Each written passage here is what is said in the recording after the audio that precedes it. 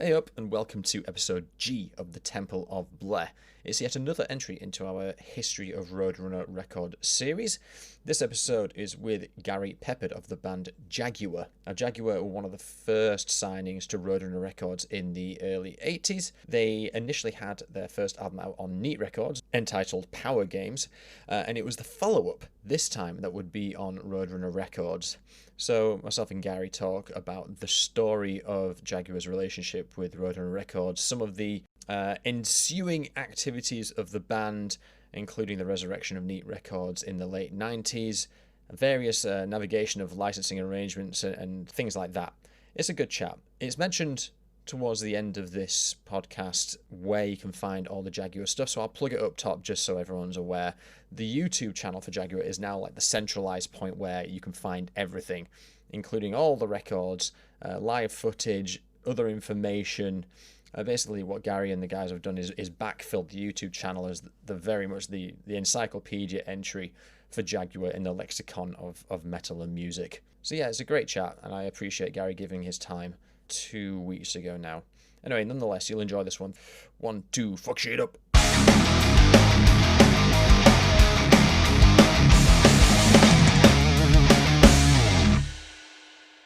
I think it's probably better than doing it by email, because it just takes such a long time, you know, with email, questions going backwards and forwards. So it's probably to kind of get it done in one hit like this. So that's fine, Jim. That's totally fine. Cool. I kind of go for a dealer's choice anyway, because it's everyone else's time that I'm borrowing. You know what I mean? I mean, Satan, who are another Roadrunner band, they want to do it by email, and it's good because I can go back and forth and like investigate what they've been saying, and it's been quite fruitful. But at the same time, just speaking to all the old Roadrunner bands as a whole, they're all informing each other pretty aggressively. I just got off with Guido from Cyclone, who passes on his regards. Oh yeah. Cool. Yes. I think I'll just contextualize the project. Yes, please. Because it's a weird ask. It's a very specific ask. It's not just like tell us about the early days, tell us about new wave of British heavy metal. So I came into Roadrunner as a brand in 2005 when I was 16. Big metal guy, big heavy metal guy, metalcore, hardcore, and stuff like that. And I noticed that little logo in the bottom left, and that started to irk me that I didn't know a lot about it. And I realized that the story of Roadrunner hasn't really been told outside of liner notes to greatest hits and things like that. So I thought I'll have a stab, and that's it. No endorsement from anyone. No other reason other than to gather the information as the people that were responsible for it start leaving us and forgetting that kind of thing. So that's my way of giving you license to completely shit on Roadrunner if you need to, or sing their praises. I've had a few people sort of ask if they can be candid, and I was like, dude, it's no one's on trial. Everyone gets the right of veto before it goes out. I mean, obviously, I have thought about. I'm not sure what the word. Not truthful. That's not the word. Honest, I guess, would be more of an appropriate word. How honest should I be?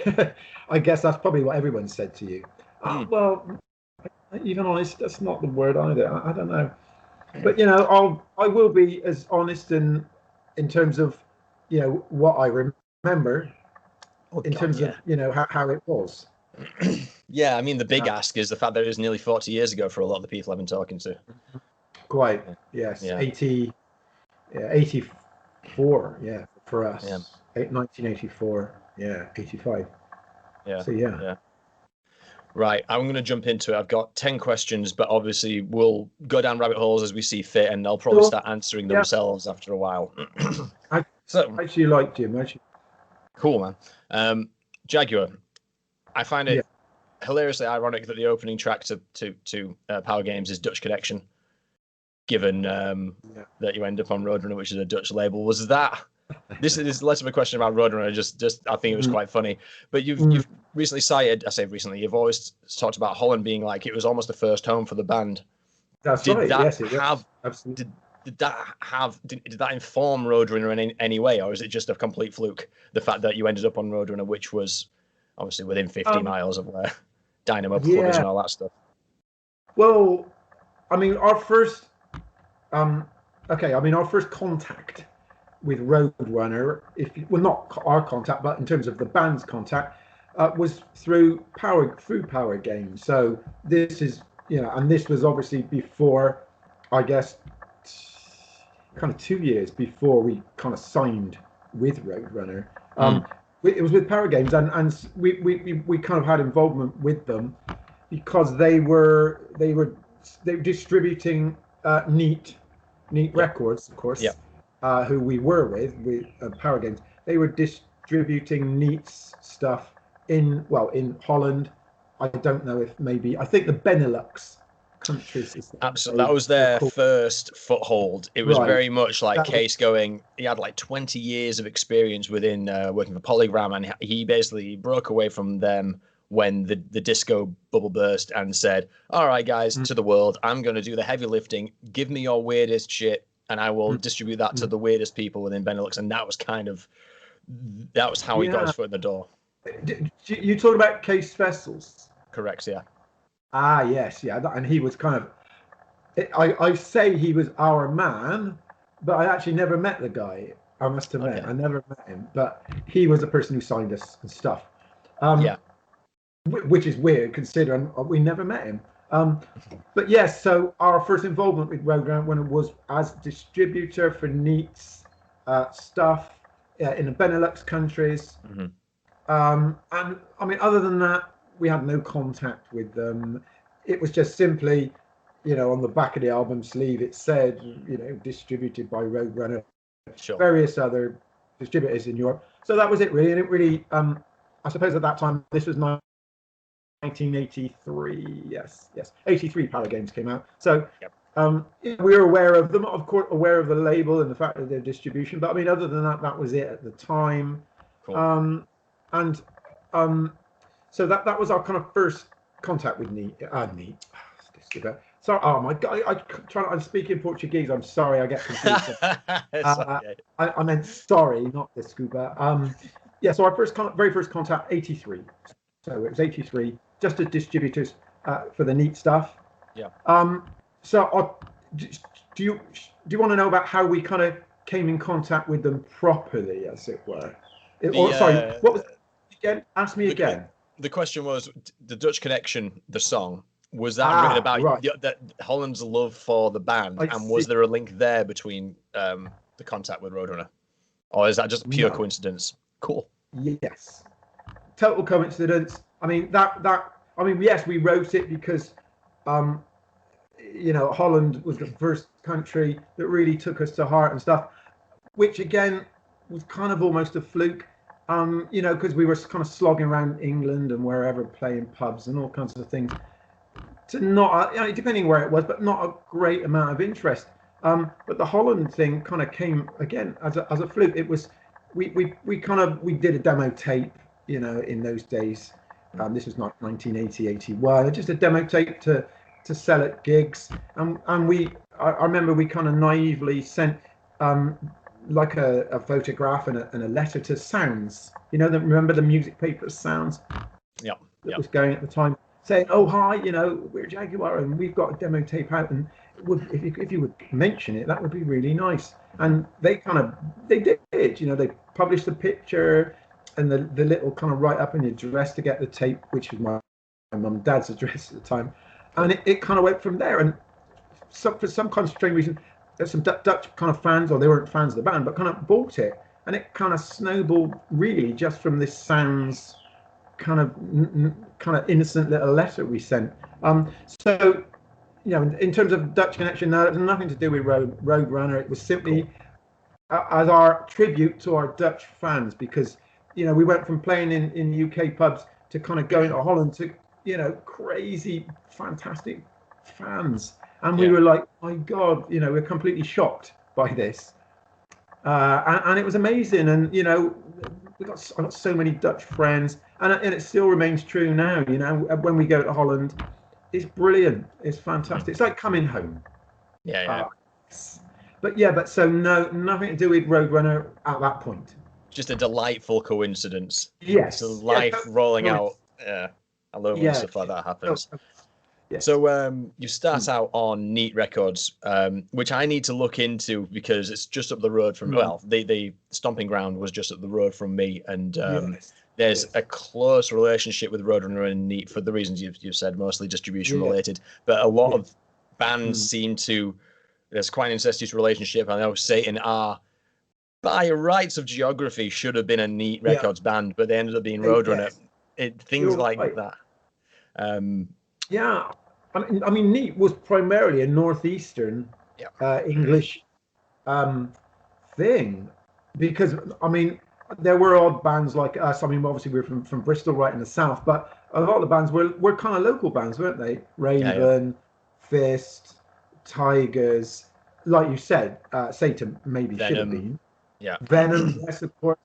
And you know, at that time when we recorded Power Games, Kronos, or Conrad, his real name, he was the tape operator at Impulse Studios, which was the studio owned by Dave Wood. Their in-house place where it all happened. It was the factory. It was the metal factory.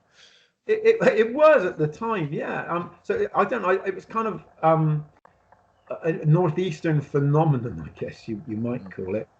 But yes, so as I say, it was interesting, wasn't it? Yeah. Could we say kind of NWOBHM was kind of a northeastern English thing, or it seems to be that way. And this isn't an area of my expertise. It's just like an anecdotal thing that I've spotted as I'm going through this. It seems to all originate from up there. Yes. But my question was going to be, with that all in mind, how did you transition from Neat to Roadrunner, and what did Roadrunner offer that Neat weren't? Or I guess there is a story there, and I'm maybe assuming Roadrunner was offering something they weren't, but it's your story to tell. Well, I'll try and make this as kind of brief as possible. But yes, there is a story, and it's cool. It's kind of an interesting story. I'll try and make it as short as possible. This was in 1983. We basically did a demo. We kind of got to that point, and as you probably know, we we kind of changed our style completely from Power Games. I don't. Have you ever heard any of this time with the album we did on Roadrunner? Yeah, I was gonna. I've heard of the controversy, but I wasn't born at the time, and I kind of got into music on that kind of like American sound. So to me, it was really. I'm not trying to blow smoke up your ass, but it was fresh to hear that kind of sound, that kind of mid-80s radio sound, but with the DNA being straight British heavy metal. That's what to me, the through line and the DNA was crystal clear. It gave it a fresh vibe for me when I was doing my homework. So we kind of did this a demo in Bristol where we were kind of almost in a kind of changing from being this kind of the Power Games sound to this time, and it was, I don't know, it was kind of in between the two. But we did this demo with a couple of the songs on it that ended up on this time, because we thought, okay, we kind of reached this point. Let's try and get another deal. We needed another record deal. We wanted out with Neat. I mean, we didn't really have a longer term deal with Neat anyway. It's kind of just as we went along. But we thought, well, look, let's try and get let's try and help the band. Just try and give ourselves a leg up. That was really all. So we do a demo, see if we can get a new deal, see what we can do. And interestingly, from this one demo, looking back on it, basically from this one demo, it's just a two-song, 16-track demo. We ended up with being offered 3 record deals. Oh, sweet. Roadrunner was one of them, and we ended up doing a Radio 1 session for Tommy Vance. Oh, sweet. Rock show. Yeah, it's weird that something can just suddenly open these doors. Before, we're kind of like, knocking on the doors, and suddenly you just do a demo and stuff kind of comes to you. But so we got offered Music for Nations. They offered us a deal. Another label who I don't think lasted very long, called Zebra Records. Okay, I've not heard of those ones. No, you probably find a little bit about them, I guess. But they offered us a deal, and Roadrunner. Now, the only reason probably that we ended up on Roadrunner was that this demo tape that we did, we sent loads out, and our demo tape ended up on the desk of a guy called Doug Smith, who was Motorhead's manager. Okay, right. So, and he managed before that. I think he managed Hawkwind, probably. Hence Lemmy connection. Yeah. A copy of our demo tape just was sitting on his desk, and basically what happened was he called me up, out of the blue. My phone went, and it's like, hi, yeah, this is Doug here, Doug Smith. Oh, I was like, oh my God, I knew who he was, and he said, listen, I've got Case Vessels here in my office from Roadrunner, and he's very interested in signing the band. And I'm like, really? He said, look, come up to London and we'll talk about it. And that's basically what happened. And Doug said to me, he said, well, Case was there the company was called Greybrae. It was basically, it was kind of Motorhead's management, but at the time they managed a Motorhead Girls' School, Tank, Yep. And Thor. Do you remember the guy Thor who used to? Did you see hot water bottles? Did you see his film? He did a horror film. Did he really? I haven't seen that. I'll send you. If we're talking about the same Thor, which I can't imagine there's too many Thors. Big blonde bloke. Yeah, that's it. Yeah. I'll send you everything. Totally. It was the film itself is pretty. It's sort of revered as like the big silly bad films of the 80s. But I'll send you some stuff on it. It is compelling. But yes, so coincidentally, our demo tape was on Doug Smith's desk, and we went up to see him, and he just said, Case was here talking about whatever, something else, and he said he just looked round on my desk. So he said he pointed to the Jaguar demo tape, and he said to me, "Get me that band. I want that band." This is what Doug told us, and we're like, "Whoa!" And so it kind of went from there. So we talked, and it certainly at the time we felt it was a step up for us because the deal included management with Motorhead's management company. Okay. And it seemed perfect, What was the neat deal lacking, or was it just fizzling out? Or was it they coming to the end of its term? Probably a bit of everything, Jim. Okay. Probably mainly, funds. Because I've told this story many times, but Power Games was recorded from nothing to completed in 5 days. Which is a joke, really. 5 days to make a record from nothing. And I remember I asked Dave Wood, the owner, and I said, "Look, Dave, we need more time." And he said, "Well, what do you want to do?" He said, "What do you want to do? Go on a fishing holiday?" And it's like, "Do you want to go on a fishing holiday? What's the matter with you?" And so, no was the answer there. I've told that story many times. So no, we have no more time to do it. So even looking back, we could have made Power Games so much better with more time. It's a joke. 5 days, It's interesting how King Diamond's, Merciful Fate's experience with their label at the time is exactly the same. They did a version of Christ, what's the first album called? What's wrong with me? The first Merciful Fate album, whatever it's called, the EP that supported it, they got it smashed out in 2 days, courtesy of whoever. I don't think it was Neat. It was Rave On Records. They were Rave On. Okay. Yeah, off the back of a BBC performance, and that's one of the things they said about Roadrunner, which was, they seemed to give a bit more of a toss about the craft, and they gave us a bit more time, and we got to develop, and So it's similar. It's interesting how the supply or the demand which was there from the band seemed to be supplied, perhaps from Roadrunner. I don't know. Actually, you need to get to that part of the story. I don't know if Roadrunner is giving you more time than Neat. But I mean, there was no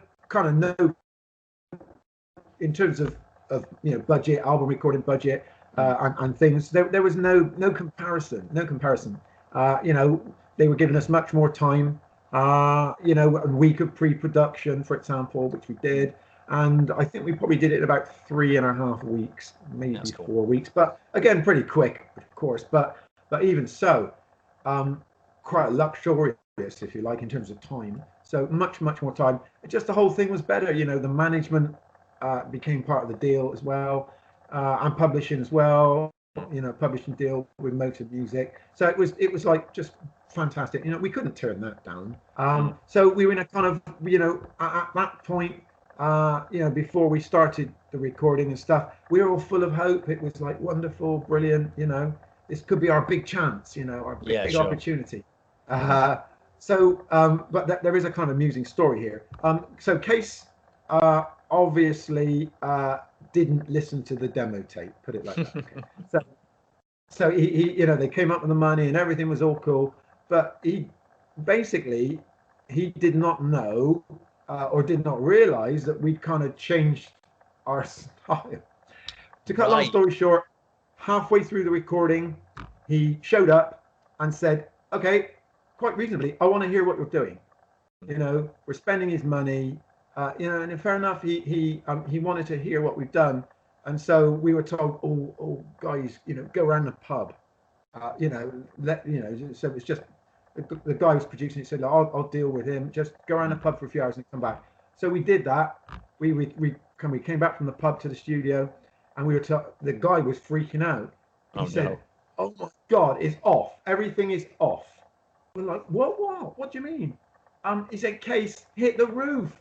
He was expecting Power Games 2, and what he got was, you know, I don't know, kind of, like kind of American rock, whatever we were doing. But we had this kind of crazy idea of trying to marry kind of Def Leppard, U2, and all this kind of, I don't know what we were doing really. But of course, so he hit the roof, and he pulled the plug on it halfway through, and we were like, oh my God, you know. But he obviously didn't do any research in terms of what we were actually doing. Yeah. And so, you know, we kind of went back to the place we were staying in London, all bit, you know, kind of dejected, really. I don't know if it's the next day or maybe the day after, we got a call through, apparently, basically saying, "Okay, it's all right, guys. Case said it's back on. It's all back on." Now, whether it's because they didn't want to waste the money they'd spent so far, or maybe he'd listened to some Def Leppard and thought, well, maybe. Yeah, but it was. I mean, looking back on it, it was funny. Sure. You know, kind of funny, but not at the time. We were kind of, you know, we were really upset. But anyway, it was all back on, so we carried on, and you know, we kind of finished it, handed it over to Roadrunner. And you know, we got the word back saying, you know, sorry, I don't know if you heard that. They're parrots, wild parrots here. That's awesome. Gardens. Yeah, honestly, the noise they make though, and we parrots here, hummingbirds. Fantastic. And I'm worried about a 2-year-old walking in. I digress. But yeah, so hummingbirds and parrots and all kinds of things. But yes, so it was all back on. We completed it, handed it over to Roadrunner. We got the kind of the message back. Yes, that actually they've heard it and all of this. They really like it and they're really going to get behind it. Okay, and this is where it all kind of started to go wrong. Okay. I mean, basically, you know, they kind of Roadrunner promised a lot, but didn't basically deliver. I'm going to interject here with a question. Yeah, please. So, yes. Based on the conversation I've had so far, I've got a working model of a standard Roadrunner deal at the time, because I want to set up what they don't deliver on. So, shout out where I'm wrong. So, the deal typically is for 6 to 7 albums with an option after the second. I mean, yes, I guess you're right, but pretty much option on the second, yes. Yes. You're right. There was, correct. All IP and copyrights and publishing is retained by Roadrunner. Yes, as they still do, in terms of this time anyway. Yeah. Yep. That's yep. Right. Yeah. The 360 deal, before 360 deals, no guaranteed tour support. So they usually would come in and say, we're going to put you on the road a lot, but they wouldn't write it into a contract. My theory is because Merciful Fate was brought on tour with Manowar in England in '84, and it was an absolute shit show, and no one made any money off it, and in fact, they would have lost a lot. So yeah. Yeah, yeah, that sounds about par for the course, Jim. Yeah, yeah, for sure. Last but not least, $5,000 advance for the first record. Usually it doesn't move beyond $5,000 or say $3,500-4,000 in UK money. Let me think. From memory, I think it was 9,000 US. From memory. Cool. Yeah, it was certainly more than 5. Rock and roll. Certainly, because we kept some of the budget left over to buy equipment. And one of the things with being with Motor Edge management is that we could go up to the Marshall factory in Milton Keynes, for example, and choose our stuff. Yeah, at kind of cost price too. But yeah, from memory, I thought, I might be wrong. It was a long time ago, but I thought it was less than 10, and I seem to remember it's about 9. That's cool. That's cool. Yeah, it was certainly more than 5 though, Jim. Yeah. Awesome. Are there any details I'm missing out there? Well, I mean, no, I would agree with what you said. Only in terms of kind of touring as such, we didn't even get that far. A classic example: they came in and said, "Ooh, okay, how do you fancy a tour of Canada with Nazareth?" Who are pretty popular in Canada, always were. We're like, yeah, we're up for that. Okay, we'll work on it and stuff. And then nothing happened. So there was that. I mean, we did a British tour with Girl School, but that was not through Roadrunner. That was through management, because we were all on the same management company. And even kind of stupider thing they did, a sillier thing, is two of the songs from the album, they got Jimmy Miller. Do you remember Jimmy Miller, who was the guy called Jimmy Miller, who is the old Rolling Stones producer? Sadly, he's dead now. But if you look at like Sticky Fingers, Goat's Head Soup, all of the classic Stones early 70s albums, he produced them, co-produced them. Sure. And a legend kind of thing. They basically got Jimmy Miller to remix 2 songs, so the title track this time and another tune, and they got Jimmy Miller to remix these 2 songs, which were great. I thought Jimmy Miller really improved. His remixes were great, and it was like, yeah, we're going to do this. We're going to put it out as a 12-inch single. What happened? Nothing. Surprise, surprise. Nothing happened again. So. Yeah, I mean, so these were the 2 main disappointments that stick in my mind. Were these 2, the Canadian tour with Nazareth, and spending paying Jimmy Miller to do this, and then just doing nothing with it, leaving it on the shelf. It was kind of, yeah, exactly. It was kind of pointless, really. Why is it? Is it? I'm seeing a lot of Hanlon's razor in the story of Roadrunner, which is, I don't think there's a lot of malice in what they're doing. They're not sat in an ivory tower trying to screw bands over. But there is a level of incompetence which you wouldn't have expected from an industry veteran of, I think by that point, about 20 years. This is the case I'm talking about. Do you remember who else was at the office for that one, or who else was dealing at Roadrunner? Yeah. Jim, I honestly can't remember. I only remember Case. There may have been other people. I guess it was done through Doug, I guess.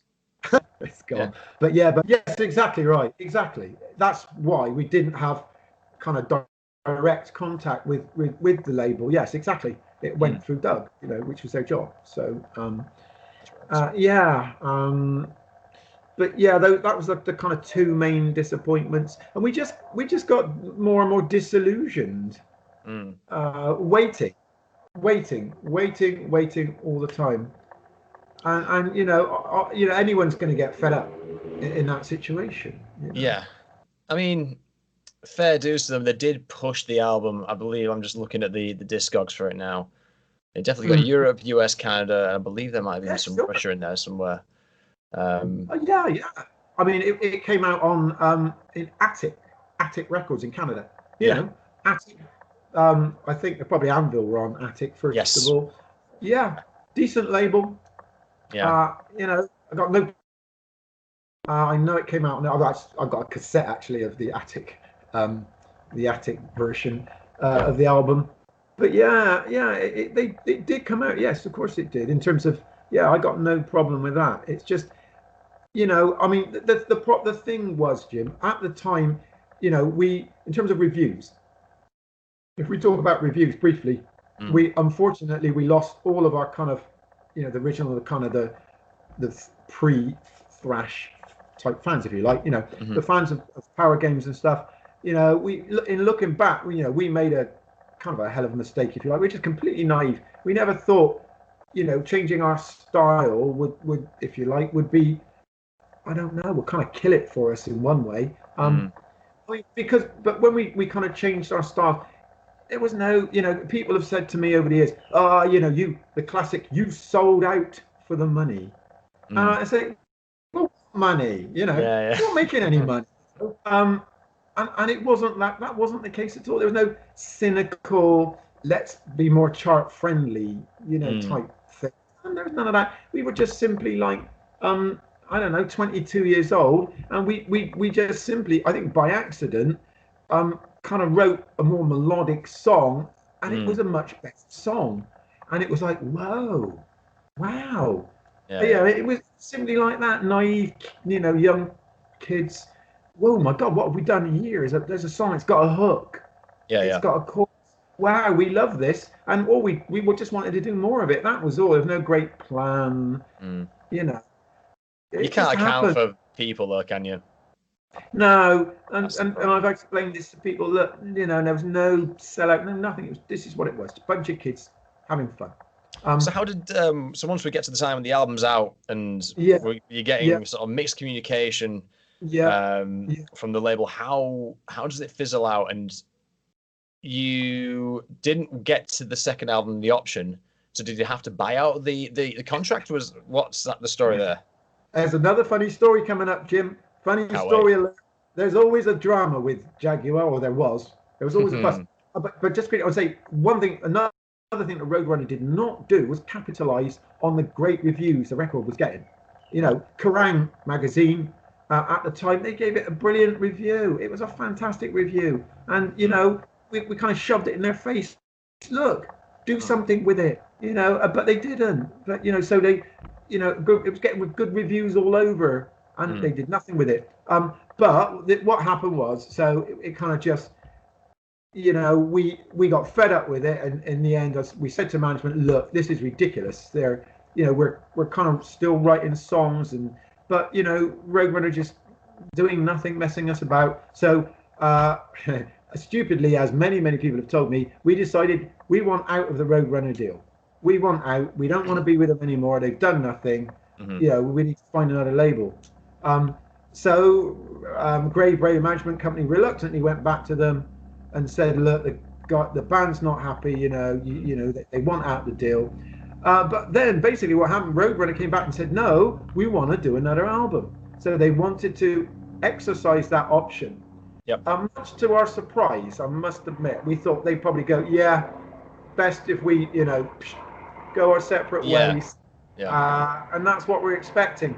But they kept coming back saying, no, we want to do another record.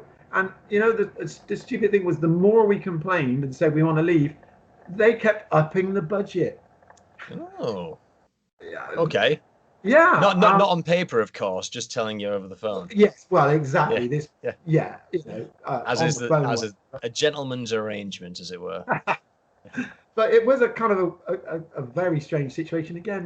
The more we complained, no, okay, well, let's put the budget up. And they were like, so, well, we can get this producer in. Let's talk to this person. Let's talk to that person. But again, maybe we made a mistake there. I don't know. Hindsight. Yeah. As part of this, because this is a project of trying to understand how Roadrunner came to be, because there's a lot of small labels that fizzle out. There's a lot of massive conglomerates that kind of have no personality. Roadrunner sits in the middle, so I kind of try and my mindset is always, what's the why? Because I work in a corporation as well, so there's always a strategic reason for everything. Yes. Yes. At least I like to think so. At least. Yes. So Quite. in my Mm. head, I'm like, do you think that maybe they were predicting that kind of sound, that AOR Mm. sound being in vogue, and then they could time it just right, and it's just like, Yeah. were they maybe thinking, well, let's think strategically who's coming out in the next 2 years. We don't want to start an album cycle at Mm. this point. Mm. But Mm. upping the budget is a bit, it feels like they were threatened Mm. because maybe there was an emerging scene in it, and maybe they're, as Mm. is sometimes the case with the Roadrunner bands, they end up shopping around and they get better deals, and sometimes Roadrunner loses bands to these deals. Yes. Yes. But Yes. obviously, it's. Mm. I feel like we're hitting a crescendo with these budget increases and all the promises, and it's all about to Yeah. collapse, isn't it, Gary? Yes. Yes. Yeah. I mean, basically, what happened was, so we carried on saying no, no, no, and we kind of we reached another stalemate, I suppose, and basically what happened was. Uh, we kind of came up with this plan, us and Doug and stuff. We came up with this plan. Let's convince Roadrunner that we'd gone disco, and seriously, I'm not lying. And the next record would be a disco album. And at that point, they said, "Fair enough, okay," and they let us go. Right, great. That's yeah, it's the first time that I've heard of a band like actually playing them, as opposed to Yeah, sort of letting it right. fizzle out and getting angry. Yeah, but that's the truth. No word of a lie. We kind of said, yeah, the management like, yeah, Case, I'm sorry, they're going disco, Yeah. and they obviously believed Doug, and that's kind of when we kind of went our separate ways then. But I mean, I think in terms of Jaguar, we made we made a lot of mistakes in those early days. I think things could have been very different for us. But hey, that's life. Yeah. But yeah, so we kind of got out of Roadrunner, and we had no more contact with them, and after that, obviously. And so yeah, that was it really. And our relationship with Roadrunner ended at that point. Does it feel? How do you feel about it now in hindsight? Because you obviously got dicked about a bit, but at the same time, Roadrunner went on to be what it became. Yes. Yeah, Exactly. I mean, yeah. How do you feel about it now? Are we at peace with it, or do you think this was the dirty dealings of the day? It was, or maybe it was just they were promising the world and they couldn't deliver. It was naive of them, as opposed to you guys. I don't know.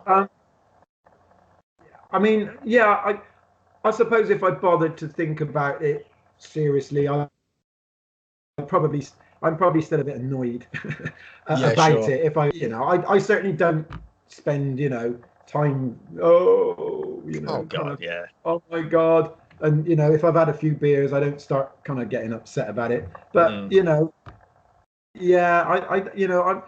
but there was other things other choices that the band could have made, and we made the wrong one with different people who wanted to be involved with us, and we didn't go with them.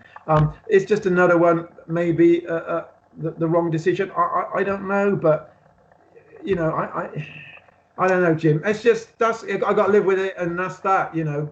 Yeah, I mean, I think it's a good approach to have, because a lot of people come away from this kind of this conversation going, horror stories to the left, success stories to the right, and some people in the middle going, I either don't think about it is what it is, and I made a lot of friends on the way, and that's what matters. And at the same time, is sometimes I think, yeah, the worst thing that happened here was burn time, because when you've got momentum, it's hard to replicate that. I mean, I'm actually going to quote Roadrunner's A&R guy in the 90s, Monty Connor. He thinks that bands, from the moment they are formed and incepted, it's 5 years of shitting gold, and then you're in like either an institution phase where you're like a household name, or you're kind of hanging on to obscurity, and maybe you'll come back. But it's that 5 years that's critical. And when the label that's associating itself with your band and therefore your brand is burning that time, that's where not the bitterness comes in, but it's like resentment, because that's a personal thing. But it's where we can, as good, honest British people, can calculate the lack of value, and we can calculate the loss, if it's not too, as I say, bitter or personal. It's Hanlon's razor, as I say. Yes, yes. Yeah, I don't know. You can't let it. You can't let it mess up your life as such, can you? Mm. People have told. Many people told me about the Roadrunner. You what? You left Roadrunner. What were you guys thinking of? Mm. Yeah, I go. Yeah, you could be right. Yeah, maybe. You know, most bands would have given anything to have been in your position, and you were telling them no. Yeah, I know. I know. I mean, not at the time. I mean, Roadrunner at that time was a viable. It had Mm, viable. Had credibility. I mean, well, I wasn't born then. This is yeah, everything. This is all secondary sources and conjecture. But I mean, they had a few good flagship acts, but they hadn't even hit the top 200 in the Billboard 200 in the States. None of their acts did until mm, 86, 87. So it was yes, yeah, really it was still a scrappy game back then. So yeah, it's yeah, easy yeah, in hindsight to say how did this happen? But it's yeah. at the time Yeah, it was yeah, this was obviously in the pre Slipknot, Nickelback, etc., etc. typo And negative. Yeah. yeah, the label was much smaller then, and had a much lower profile. Actually, to be fair to Roadrunner, the kind of Sepultura, who are here are gods, the Yeah. Brazilian band. They signed Sepultura. Mhm. In fact, Monty Connor, it was that was his name, wasn't it? Monty Connor. Correct. Yeah. Yes. Yeah, he was on TV here a little while ago. It was a Sepultura documentary on yet another one, and he was on there, and it's really interesting. But I think they kind of took a real chance on Sepultura. Yeah. Come down here and sign them. He hadn't I heard them. Oh, he'd heard them, but he'd not seen them, and so he was right, going in yeah, blind. yeah, Yeah. And there's when I'm doing my write up on this, I think the Sepultura story is going to have a hard right turn in the whole mm, narrative because Scott Burns, a producer beneath the Remains, which is yeah, the Roadrunner yes, I debut, know that the started name. Florida death metal. There's another Yeah, yeah, whole thing. It's just like yes, that moment in Brazil is yeah, the genesis for so many other weird things, hmm and hmm that's where yeah, it all started really for Roadrunner. yeah. Yes, I guess so. Yeah. You mean bigger success? You mean kind of started? Yeah, to quantifiably bigger success and an influence, I guess. Mm, mm, Yeah. So I wanted to yeah. now that we're sort of closing out the Roadrunner relationship with Jaguar, how are things Yeah. now? 'Cause I noticed it seems I think the only thing that's on Spotify is Power Games. Yes, that's right. You're quite right. Obviously, Yeah. obviously, Yeah. um, that is a point actually because you've got um, the follow-up was on Roadrunner, but the follow-up to that was on Neat again. Was it Neat Metal? Yeah, that's right. Yeah. Yeah. Um, You're quite. Yeah. Yeah. so What? why are we only getting one album then? This is the question. I understand Roadrunner because they'll still have the rights. Yes. Yeah. Yes. Um. You mean you talk about Spotify? Why is there only And one album on Spotify? specifically Spotify because I'm just thinking Yeah. if I was in any remotely prolific band, it doesn't matter what the story Yeah. was. I'd be like, I remember those days. Yeah, it's bang on Spotify so people can enjoy it on their own terms. Obviously, there's Yeah. obstacles to that, mostly IP related. But I'm wondering Mm. why Neat have got Power Games on there, and they've got the third album, which if I'm understanding correctly, Neat Records and Neat Metal will have been the same people, but a resurrected version. In fact, it was the reunion album that I'm talking about. Yeah. Yeah. Wake Me. That's it. Yeah. Yeah, yeah. What basically Jess Cox, the lead singer of Tigers of Yep. Pantang. Jess, I don't know if maybe you've spoken to Jess, but he bought Neat out. Yep. So he bought Neat from Dave Wood. Hmm. I think Dave was retiring or whatever. This must have been about 97 probably. Mm. So he bought Neat, lock, stock, and barrel, renamed it Neat Metal, Hmm. and obviously started re-release. I suppose that was kind of coinciding. Well, with this because obviously Neat stuff first time round was kind of vinyl only, and so Yep. basically Jess was kind of re-releasing their brilliant catalog, of course, on CD, and he kind of came to me. It was in '98, telling me what he was going to do and did I want to be involved. So yeah, gave me photographs and stuff for the re-release. And so he kind of bought it and renamed it Neat Metal, Mm. and put it out. And he put out Power Games. I think Power Games previous to that was possibly released in Japan on a label called Pony Canyon, but I don't think it was released certainly in Europe. And so we put that out, and it was doing okay. And Jess kind of came back and said, "Do you want to do another album?" And that's kind of how we went back with Meat, if you like, simply through Jess. But I mean, the albums that we've done, that one, kind of since then, I think every album's been on a different label actually. Interestingly, which they have. The one after that, Run Ragged, was on Angel Air. If you've heard of Angel Air, I've not heard of Angel Air. Then the last one, Metal X, which we put out in 2014, was on a German label, Golden Core, ZYX, who are kind of a big German, actually, interestingly, a big disco label, of dance label in Germany. But you finally did it. Yeah, exactly. You're right. Yeah. Case would be, I'm not sure, pleased to know or interested to know that, yes, we finally did go disco. But they had a metal arm called Golden Core. It's still in existence, and they do put out stuff. Yeah. But yeah, so we keep popping up with different places. I guess my angle was kind of like, is there, because you guys are obviously active like on the social media, like on YouTube and things like that. You're still present. Yes. Yeah. My question is kind of, why isn't there a centralized place we can listen to all the music? Is it down to a licensing thing? Yeah, pretty much. Exactly. Ownership, if you like. I mean, we've got our own, it's my wife actually. She does that. She's done, we kind of relaunched the band's YouTube channel, and pretty much everything's available on there. Does no one have any issue with that? Yeah. Because if you have the album on YouTube, surely Roadrunner or Neat could come on and go, hang about, Gary. Come on, mate. Yes, they could. You're quite right. But thus far, nobody has. Good lad.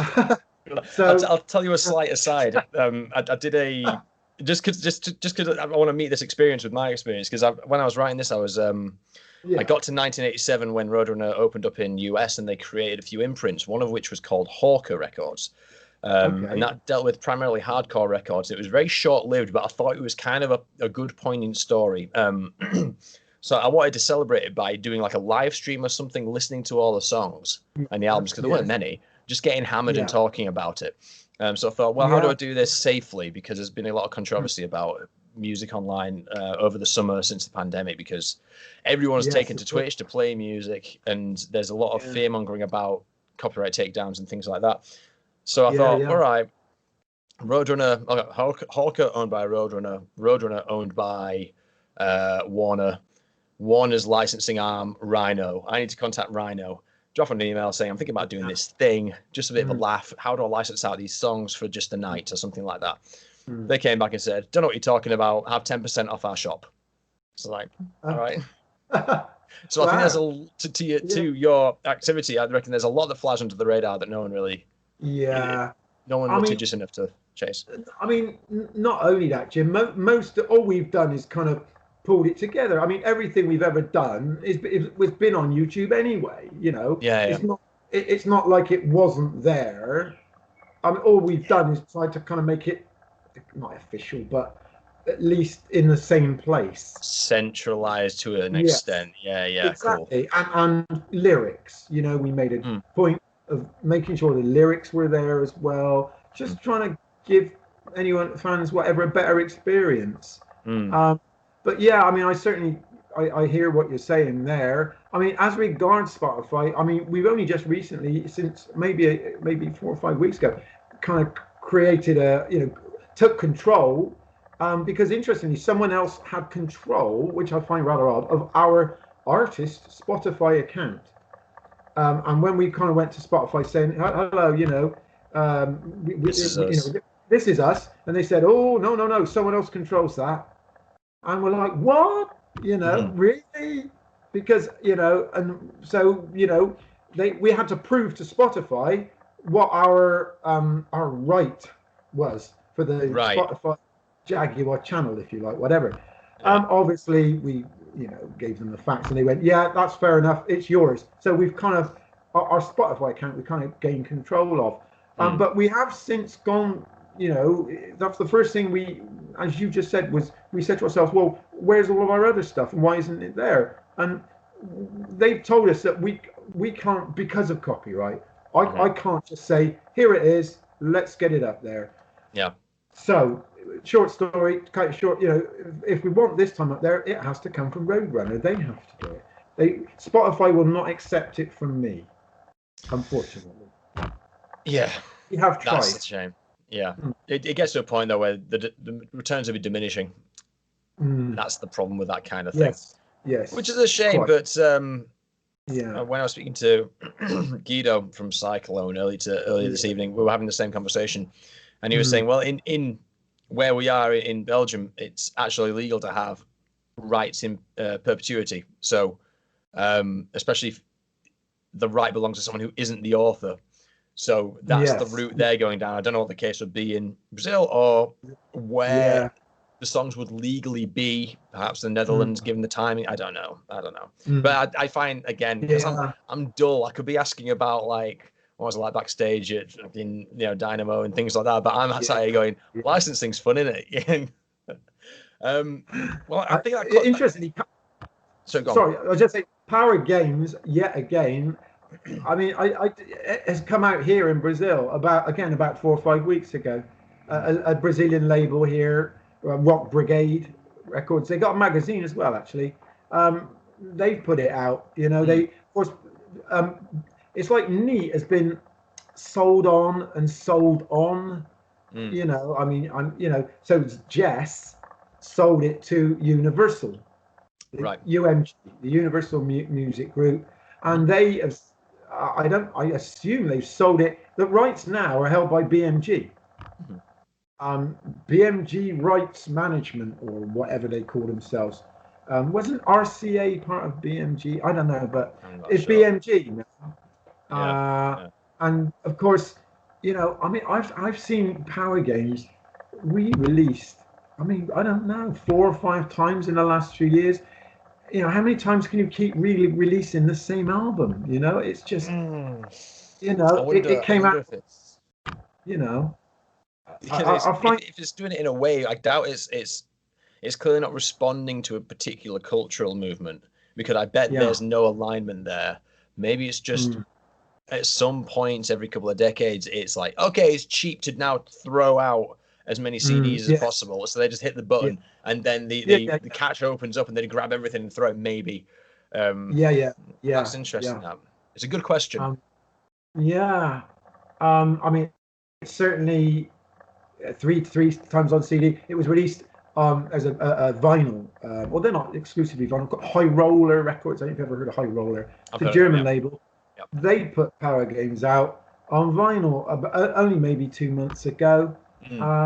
In Europe there, but they're a great little label, High Roller. I know them really well. They came to me and said they were going to do it, and they kind of done it in a range of like colored vinyl, and they do such a great job. I'm always happy to work with them.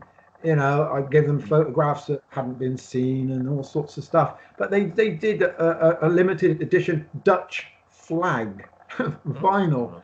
And people went mad for it, There's people on Facebook going, look what came in the post today, like Dutch flag vinyl. I mean, what a great idea. Yeah, man. If it keeps it alive, it keeps it alive, and I think that's important. Exactly. I tend to close out with comments like that. I've got 3 more questions, not related to Roadrunner. But please. I think it is worth kind of saying what I really want out of life at the minute is. Because we're talking about something that happened 40 years ago, I'd like today, in a world where there's no pandemic, to be 65, 70-year-old blokes in a pub just going, oh, you like Judas Priest? Oh, I like Iron Maiden. Should we start a band? And for some reason, there's a band of 75-year-olds that come out with an absolute blitzer of an album. Because I think everyone thinks it's a young man's game, and I'm like, the more I see of these Roadrunner bands, it's always band formed 1980, band split up 1985, band reformed 1987, 1991, and then there's always 2017 to present. Mm. everyone's sort of realized the stakes are lower now. Mm. It don't have to be a young man's game anymore. Everyone can just have fun. Yes, That yeah, seems to be the thing today. yeah. You're right. I mean, it seems virtually every new Warbum band there ever was is kind of back together in some form or another. There Mm, aren't many if you think about the names that were around maybe the first time that aren't there anymore. mm.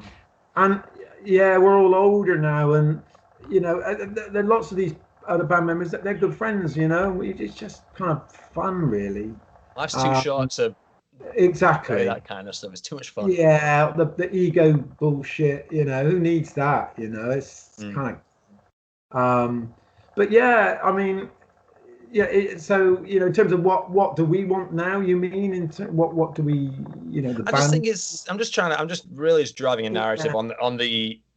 on the way that, again, because we've been talking about runner and there's a Mm, kind of like how do I describe it? It seems as the business practices back then versus the stakes back then for the bands yes.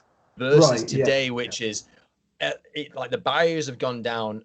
Everyone knows there's no money either because no one Yeah. spends Right. any money or no one Yes. pays you any money. Yeah. Yeah. Yeah. So Yeah. we seem to be hitting a point now where everyone's just they're ready to have fun, but at the same Yeah. Yeah. time, there's an Yeah. oversaturation of bands as well, because Yes. everyone's realized that. So it's Yeah. kind of Yeah. made everything better, but it's decentralized any idea of a scene, Mm, and it's cool. And I guess that's what I'm trying to do with this. It's trying to make connections and have conversations mm, and trying to find a route for my ear mm. to go to the ground so I know what's going Yes. on. And I Yeah. think Yeah. I Yeah. think it's really good to see the old guard coming back. Mm, So I mm, appreciate, Jaguar coming back in the capacity they have, mm, Satan coming back, all of them, and mm, Cyclone have come back as well. I just mm, think it needs to happen, and it's better for the community for that to take place.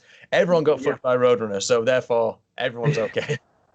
Yeah. I mean, you're right. I mean, now it's more like more of a community, isn't it? I mean, we particularly, I mean, mainland Europe, kind of people, the kind of new Wobber movement, if you like. I mean, it was really kind of quite brief Mm, in its day, but people still seem to really actually love the kind of movement, and I don't know. I mean, I don't, I'm grateful, but I'm kind of, I'm surprised all these years later that there are so many people that kind of almost still live and breathe New Wobham. it's interesting, Um, isn't it? it's amazing. Yeah, it's Yeah. really awesome. And we often see the same. If we play in Europe or whatever, we often see the same people, and they're friends. They Mm, become our friends. I always make a beeline for these people, and it's great. It's a real community. You yeah, know, man. yeah, pretty much free of bullshit, egos, and all of that. It doesn't matter anymore. We're all a bunch of old farts. It doesn't matter. Mm, So that's one thing that's really changed for the better, of course, like yeah, you yeah. said, because like you said, what's at stake? What's at risk? Mm, Very little, it because of turns out, you know. Yes. yeah. So what? It's just to have a bit of fun. What has anyone got to lose? Why It's an not? analogy. I say it's an analogy. My example is I don't like Velvet Revolver as much as I like Slash's solo stuff. And when I thought Mm, about it, it yeah. was because the stakes were so high with Velvet Revolver because it was kind of a sequel Yeah. band. So there was an Yes. expectation there that it wasn't going to meet. I mean, they're still great. It's just it'll never fit the profile I gave it. But I love Yeah. Slash's solo stuff because the stakes are lower. He's just having Yeah. fun. Yeah. Yeah. Yeah. Yeah. Lower. I say lower expectations, but lower stakes for sure. Yeah, man. Uh, Yeah. yeah. I mean, yeah. Well, I don't know. Things just all of the kind of the lot of this kind of stupid things just are not important anymore. It really doesn't Yeah. matter. You know. That's Uh, what makes it exciting at this yeah. point. I mean, Yeah. I mean, unfortunately, the virus has come along and kind of really kicked everything into touch at the moment. But Mm. we should do more. As a band, that we should do more. I mean, the last album now was 4 years ago. We make Boston look prolific. You know, in terms of how quickly they used to like take 10 years, didn't they, between Yeah. every album? And I think, now I think, oh, that was quick. Yeah. You know, we kind of think about it for a couple of years, and then Have you considered just doing a remote thing? Or are you kind of in the mindset of it has to be a jammed? If you were to like commit to a new album or EP, could you do it from Brazil, or would you have to get everyone in the room for the whole process? For me, yes. Yeah, we've thought about that. You know, like you say, people are doing that now. Mm. I don't really. I'm not really interested in doing that, to be honest. Mm. My wife, well, she's a drummer, so I suppose we could be in the same room together There you here. go. And she plays drums, but no, Jim. I'm, I mean, when we go back to Europe, we're not staying here in Brazil forever. We're planning to pick the band up, properly. Not. Sure. I mean, that's great if you want to do that, fine, but I'm not really bothered, to be honest. All or nothing. It's I'm an acquired taste. For me. All right, so let's bring. Yeah. Sorry. Go ahead. Sorry. Yeah. Sorry.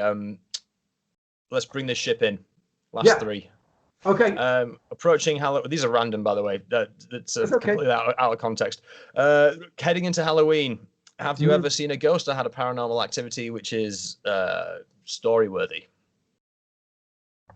No. Cool. Well, actually, sorry. Yes, one quick story. A ghost dog. I forgot about the ghost. that's what the ghost dog wanted you to do. It wanted you to forget. Well, even now I stand by this. Basically, I was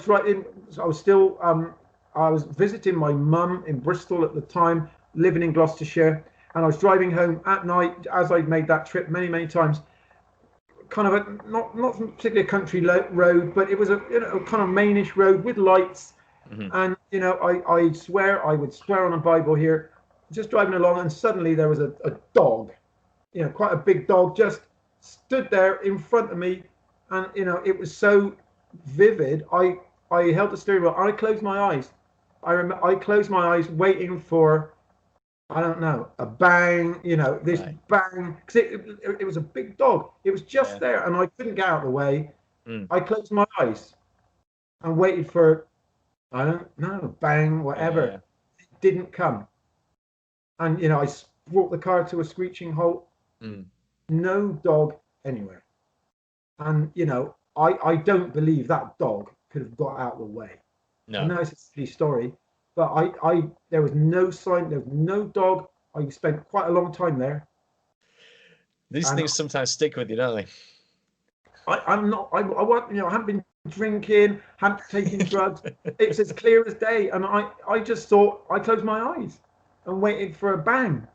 Yeah. And nothing until this day. In fact, what I did, Jim, after that, where it happened, I spent, again, quite a while on the net looking for the ghost dog of, I can't remember the name of the place, but it's see if there was any mention of a ghost like the dog. Beast of Bodmin Moor, that kind of stuff. Yeah. Exactly right. I spent some time trying to find some trace of a ghost dog. Yeah. Nothing. So yes, that's the one.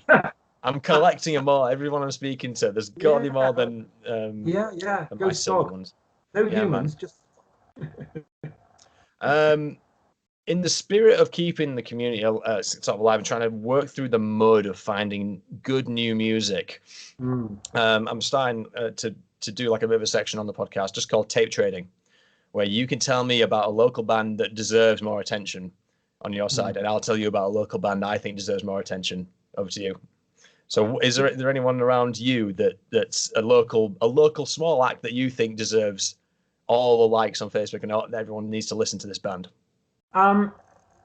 Well, they're not a local band, but a band who should have been massive were Raven. Oh yeah. For example, Raven. Yeah. I mean, even now I love Raven, and they, in a way, I think maybe it should have been. They should have been Metallica. Metallica should have been Raven in a way. Certainly, Raven deserved much more success than they've had, because they're just a phenomenal band. Are they still going, Raven? Yeah, very much so, Jim. They put out an album, Rock City, not long Right. ago, maybe 4 or 5 weeks ago, and it's really kicking. It really rocks. I'm gonna make a Um, point to listen to Raven. yeah, I do. They're such a great band. I mean, they're a local band for you, maybe, or I don't know. Where are you? Where are you there? Whereabouts are you? I'm in Leeds, so I'm on the A1 at Ah, the minute. okay, Leeds. Yeah, yeah. Um, but yeah, I mean, I don't know if I think of it local kind of Bristol. Bristol, although we were from Bristol, Bristol's not really like a rock city as such, you know. Not massively. There was, I mean, that yeah, Bristol was more like Massive Attack, the Portishead, that kind of Hmm. trip hop, the so-called Bristol sound, as they call Yep. it. Bristol was never really a rock city as such. Onslaught are pretty good, from Bristol. Yep. But I'm trying to think. I'm desperately trying to think quickly um, It's all right, no of, pressure. of bands I like can give you local. mine while you think if you Yeah, want. please do. Yeah, So yeah. there's a band near me called Dream Troll, Mm. and I can't gauge the rate. I mean, even though we're in the information age, I haven't really like I'm not bothered about them personally. I'm just liking the music really good. Yeah, But they yeah. kind of brand themselves keeping the new wave British heavy metal feel alive. That's how they Yeah. branded themselves. But I think they're a bit too new school for it. But I appreciate the Mm. sentiment, and it does rock. And there are feet in the camp of new wave, Mm. but it's Yeah, something yeah, different. But it's really compelling and really good shit. So Dream yeah. Troll is my selection for you to listen Right. to, Yeah, and I'll I I'll send you will. some as well. Yeah, I'll check that out. Always looking for new stuff to listen to. But I suppose I do have to confess that in some ways, I think my musical clock, stopped on December the 31st, 1979, or maybe even 69. I do spend a lot of time listening to older stuff, I must Hmm, admit. Um, nothing wrong with that. yeah, and rather than new stuff, there is actually a band. They're kind of not a metal band. They're called Crippled Black Phoenix. Crippled They're Black Phoenix. Yes, how can you describe it? There's it kind of like Sisters of Mercy vibe in some of their songs. Right. Mission, they're really good. Yeah. And the guitar player Andy Taylor, he's a top guy. He's a nice guy. They Associated deserve acts: it. Electric Wizard, Iron Monkey, Teeth of Lions, Rule the Divine, post rock, experimental rock. Uh, Yeah. yeah, I mean they kind of call it a sort of soundtrack Yeah, kind of no, that pop stacks up to your soundtrack. Sisters of Mercy comparison to me. Yeah, Yeah. it's been Um, noted. I will be checking these out. Yeah, they're really good. That their album they just put out is pretty cool. Awesome. Definitely been playing that down here. Cool, man. Um, but yeah, there's some good Brazilian bands as well here. I really, Jim, to be quite honest, I'm probably an old punk, to be honest, really, an old punk at heart. Yeah. You know, I love metal, but I punk is probably my first love. Yeah. To be, if I was really, really, hands up, probably I'm an old punk. Really, Mm. for me, I couldn't live without the Ramones and even the Exploited. They're still going. They're such a great band. I just Yeah. love. I think I have to. It's the law to play. Never mind the bollocks. At least once a week. Hey, you want to check out the little sub episode I did on Hawker Records because the story of Yeah, that imprint culminates in a showcase show at yeah. CBGB's, which is like now sort of Oh revered yeah. as like a legendary hardcore show. Obviously, Yes. hardcore isn't punk, but there is like a strong DNA lineage there. Mm, Yeah, no, that's cool. That's very cool. mm, Tape trading. yeah. I'll make sure to listen to Raven and Cripple Black Phoenix as a Yeah, Raven deserve it. And John Gallagher, the bass player, he's such a great guy too. mm, He's really active on Facebook, and we talk all the time, and with the fans as well. He's really, it kind of, I don't know, talking to the fans all the time. For me that's important. I do that as much as I can. If it's someone the contacts community. me, yeah, I mean, fans sometimes, contact me, and I'm happy to talk to them. I'll just talk to them like a friend. Yeah. And that's important. I always have. Yeah. And down here, I've made so many friends as well in Brazil. Lots of musicians, and there's this I live quite close to Sao Paulo, which is a huge city.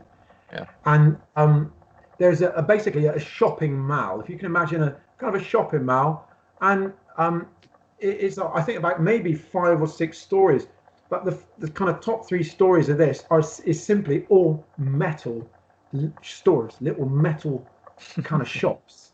Awesome. It's just a shopping mall. If you can imagine a shopping mall with small little stores in, and it's still surviving. That this would not survive in probably in Europe, and it's great. We go there on a Saturday sometimes. I come, I make friends with all of the store owners and stuff, and it's great. I love going there. We're going to go next weekend, planning to. But I just love seeing these guys. Great fun. Yeah. Hey man, go in there with some Dream Troll. Let them know about Dream Troll. I will. I'll send some over. I guess there's stuff on YouTube, Jim. Is there? Yeah. There's bits of on YouTube, a bit on Spotify. I think their main output is kind of Bandcamp. That seems to be the standard these days because it gives the artist more control. But yeah, I'll fire some links over to you. Great. Yeah, man. Last but not least, anything that you'd like to plug? We talked about everything being on YouTube. Is there anything specifically you want people to pay attention to? Well, plug it. Yeah, I mean, if people want to check out the band, please go to our YouTube channel. Plug that. Because we've spent quite a lot of time doing that in the last couple of months. We've tried to make it as accurate as possible. With, as I said, the lyrics we've got there. You can listen to the tunes, and also, the facts about it, about the recording. Where it was recorded and things like that. Just information. So rather than going elsewhere, please go to our YouTube channel. If anyone is watching this in Brazil, then go and buy Power Games. I might make some money. I doubt it. But we put out another album here actually as well. Before that, a live album, the Holland 82 album. That's out here as well. So plug. Cool. Yes. So I don't know, and hopefully we will return. Hopefully, we'll rise again, assuming we're not too old. What are you doing in Brazil anyway at the minute? Because I was thinking, Jaguar based in Bristol. This will be easy. We can put our feet up, have a cup of tea, watch Ant and Dec. But all right, guys, it's now 5:30 down by where you are. So what took you to Brazil in the first place? Well, my wife basically. Yeah, she's. Yeah, I mean, she's Brazilian. Yeah, we've been married 3 years now. So we were living in the UK. We living in Bridgewater actually. We've got a house in Bridgewater in Somerset, and we decided to come back and spend some time here. I wanted to see Brazil. I wanted to spend some time here. I'd never been to South America before, and so this kind of coincided with her being at university. So she's studying at uni. And so, we're going to be around until she finishes her studies there, gets her degree. And then, we're going to think, make a move, I guess, at that point. But at the moment, I'm just, happy to check out Brazil. And she's at uni, so it kind of it's all working out, But yeah. But unfortunately for the band, it means kind of the band, in terms of actually getting together in a room, it's on ice at the moment, really, Jim, to be honest. Trying to keep the flame going, trying to keep the flag burning, putting out the albums here, talking to you, doing bits and pieces, just to try and keep it ticking over, really. But of course, the damn coronavirus has come along anyway, so even if we were, in a room, our options are limited anyway. Yeah, totally. So, hey man, the best we can do at this time being is just keep talking and keep that fire burning. Yeah, exactly. Keep the flame going, Jim. And try to keep the name alive. But yes, so that's why I'm here. sweet. That was just a personal curiosity of mine. But no, thanks very much for your time, mate. You've been very, very generous. I was hoping to keep it about 40 minutes, but we've gone down some rabbit holes. Yeah, well, it's my pleasure, Jim. It's a pleasure to talk to you. Thanks, no man. problem at all. I've really enjoyed it. You know? Awesome. Yeah. So,